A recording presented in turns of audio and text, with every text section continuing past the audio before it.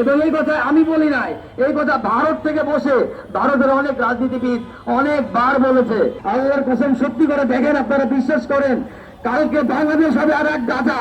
পৃথিবীর বুকে বাংলাদেশের অবস্থা হবে গাজা, আর ওরা হবে ইসরায়েল। আমার শিশু ওইখানে বসে বসে মারা যাবে। এটা হচ্ছে দক্ষিণ এশিয়ার আর এক ইসরায়েল।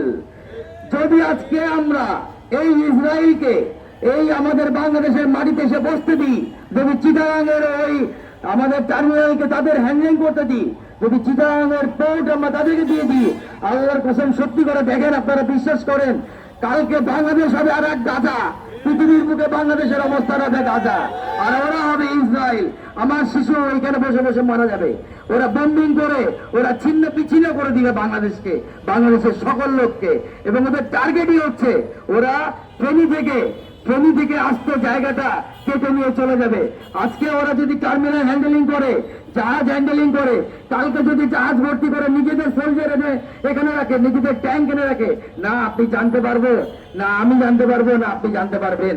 এবং সেই সোলজার দিয়ে আমার দেশকে সত্যি ওরা বলছে ওদের নীল নকশা এটা ফেনী থেকে কেটে নিয়ে চলে যাবে। এবং এই কথা আমি বলি নাই, এই কথা ভারত থেকে বসে ভারতের অনেক রাজনীতিবিদ অনেকবার বলেছে যে ওদেরকে অ্যাটাক করে, এক লালমনিরহাট দিয়ে অ্যাটাক করো, লালমনিরহাটে তাদের চিকেন রেখের রিস্ক, আর এক হলো ফেনী থেকে কেটে নিয়ে চিটাগাং পুরা পোর্ট আমাদের মধ্যে নিয়ে চলে যাও। কারণ বাংলাদেশের সম্পদ বলতে সত্যিকার অর্থে চিটাগাং পোর্ট ছাড়া তেমন কিছু নাই। আর আমরা এই যে জনগণ আছি, দ্বিতীয় আমাদের সম্পদ হচ্ছে জনগণ। চিটাগাং পোর্ট ছাড়া বাংলাদেশের ইনকামের আর কোনো সোর্স নাই। আপনি চিন্তা করে দেখেন, বাংলাদেশের প্রবেশের দ্বার হচ্ছে চিটাগাং। পৃথিবীতে যত জাহাজ যায় তারা হচ্ছে চিটাগাং হয়ে আসে, চিটাগাং হয়ে ঢুকে। আপনার অন্য কোনো ইয়ে নাই যে পৃথিবীতে যাবে আপনার হলো দূরজাহাজ চলে, সেগুলো আপনার হলো এই পথেই চলে।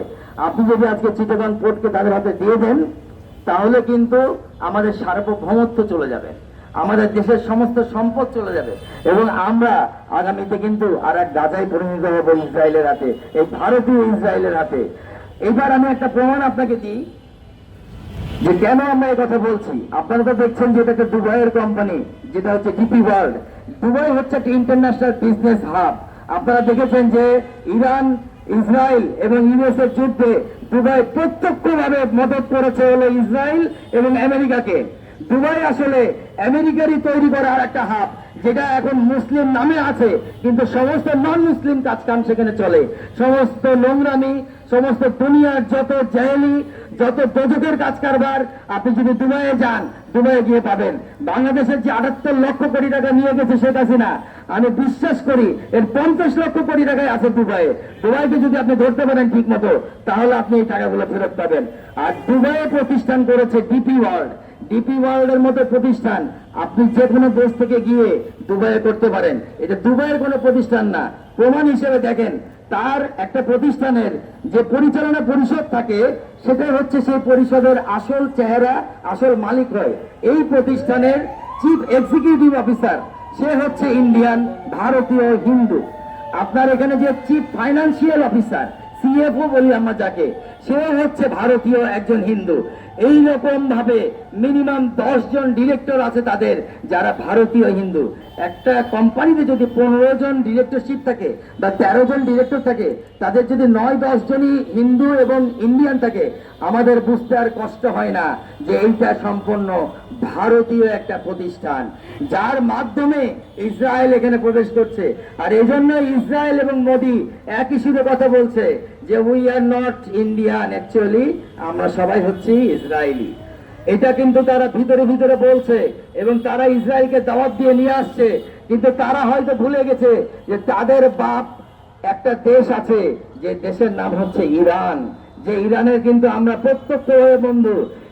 এবারেও যে আয়াতুল্লাহ খামেনির যে জানাজা অনুষ্ঠিত হয়েছে, বিশ্বাস করেন ওইখানে মুসলিমদেরকে, মানে আমরা বাংলাদেশি দিকে যারা গেছি, তাদেরকে ওখানে বসিয়ে কোরআনের বাণী শোনানো হয়েছে। যে কোরআনের বাণীতে তারা ওখানে বলেছে যে আমরা প্রত্যক্ষভাবে ফিলিস্তিনিদেরকে সাপোর্ট দিয়েছি, বাংলাদেশিরা আমরা প্রত্যক্ষভাবে ফিলিস্তিনিদের জন্য দোয়া করেছি, আমরা লক্ষ লক্ষ মানুষ ফিলিস্তিনিদের জন্য এই রাস্তায় নেমে তাদের জন্য দোয়া করেছি, এবং এই জন্য আমরা আসলে ইরানের বন্ধু, এটা ইরান প্রত্যক্ষভাবে ওইখানে প্রকাশ করে দিয়েছে। তো ভারত হোক আর ইসরায়েল হোক, তারা যেন মনে না করে যে তারা আমাদের দেশকে এইভাবে চক্রান্ত করে নিয়ে যেতে পারবে।